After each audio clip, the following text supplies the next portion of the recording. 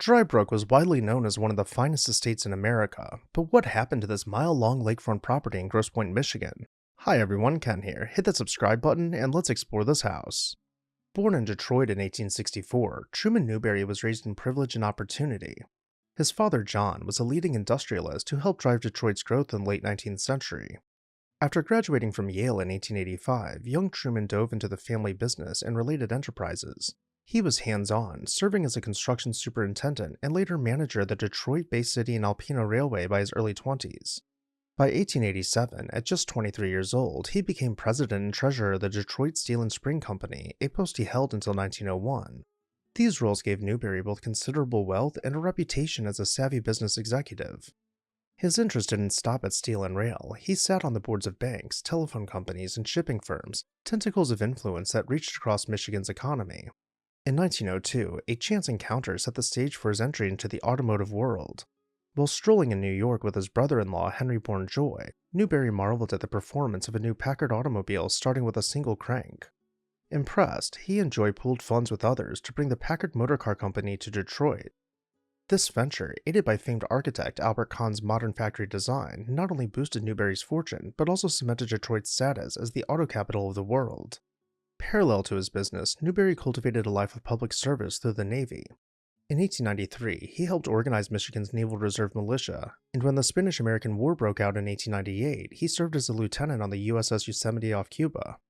His naval aptitude caught the eye of President Theodore Roosevelt. In 1905, Roosevelt appointed Newberry as Assistant Secretary of the Navy, a role in which he focused on improving naval administration. By 1908, Newberry rose to the top job, serving briefly as U.S. Secretary of the Navy from December 1908 until March of 1909. This mix of industrial success and naval leadership launched Newberry into national prominence. Little did he know, the pinnacle of his public life would soon lead to unexpected turbulence. Amid his rising career, he set about creating a residence befitting his stature.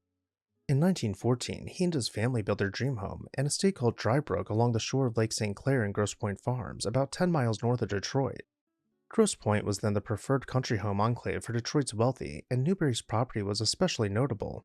A narrow ribbon of land with only 300 feet of lake frontage, but stretching nearly a mile deep inland.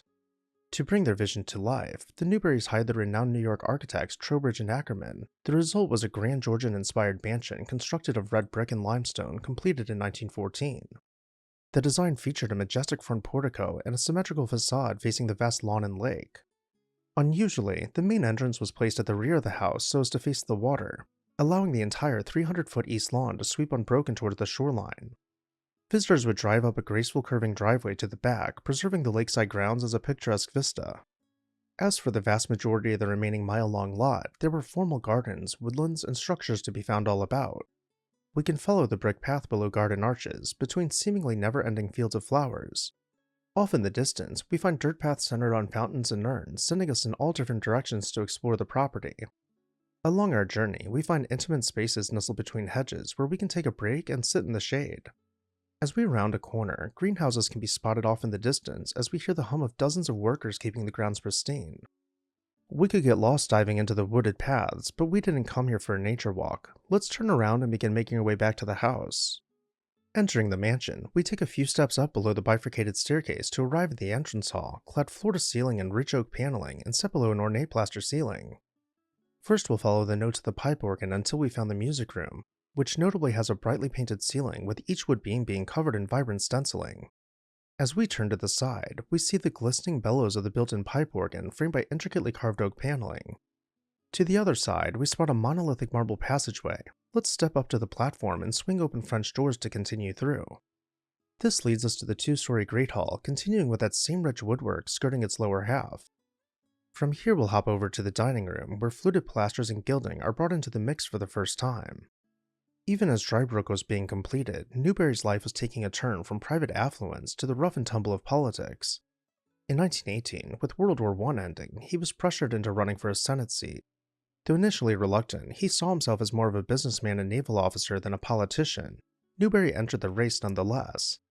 His opponent in the general election would be none other than famous industrialist Henry Ford, running on the opposite party's ticket.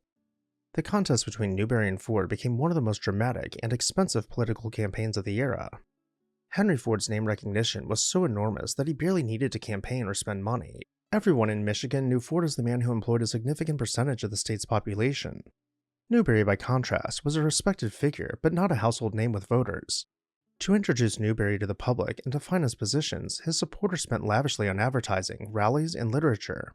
When the dust settled, Newberry narrowly won the 1918 Senate election, but almost immediately, questions arose about whether his campaign had violated newly minted spending limits. Reports swirled that the Newberry campaign had spent well above the legal cap of $3,750 for a Senate primary. Newberry maintained that all funds came from friends and supporters, not from his own deep pockets.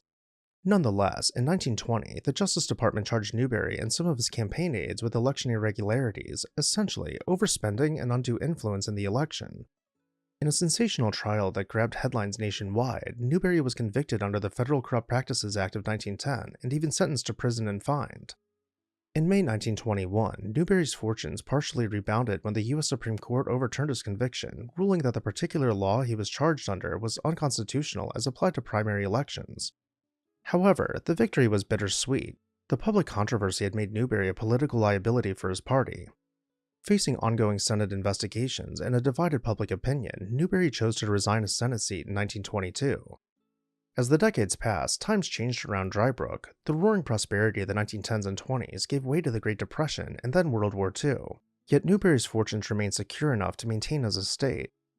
In 1945, at the age of 80, he passed away. Newberry's heirs put Drybrook up for sale, but in the post-war years of the late 1940s, finding a buyer for a 50-room mansion on a 1-mile estate proved nearly impossible. By the early 1950s, a difficult decision was made. Drybrook was to be demolished. The once proud mansion, ranked among the nation's best only a generation earlier, fell to the wrecking ball in the early 1950s. A new roadway cut through the property was tellingly named Newberry Place, a last nod to the family that had owned the land. And with that, I'll turn it over to you. Let me know your thoughts on Drybrook down below in the comments section, and while you're there, make sure you're subscribed so you never miss an exciting episode of This House.